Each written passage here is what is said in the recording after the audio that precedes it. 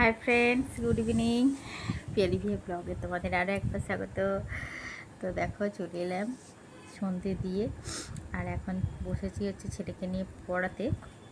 তো আর এইখানটায় এই যে পিম্পলটা হয়েছে দেখো, প্রচণ্ড ব্যথা হয়েছে। একটা হয়েছে তো কী হয়েছে, কিন্তু একটাতেই মাত করে দিচ্ছে, তো কথা বলতেও অসুবিধা হচ্ছে। তো সারাদিন সকাল থেকে আর ব্লগ করতে পারিনি। তো চলো বন্ধুরা, আজকে রান্না হয়েছিল মাছের ঝাল, কাতলা মাছের লেজা এনেছিল, তো সেই মাছের ঝাল হয়েছিল।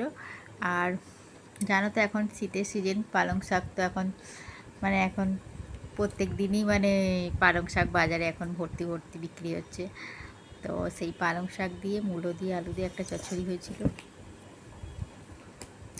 তো এই রান্না হয়েছে, আর চিংড়ি মাছ দেওয়া হয়েছিল পালং শাকে অবশ্যই, কারণ চিংড়ি মাছ না দিয়ে আমার ভালো লাগে, চিংড়ি মাছ দিয়ে আবার আমার বর খেতে পছন্দ করে।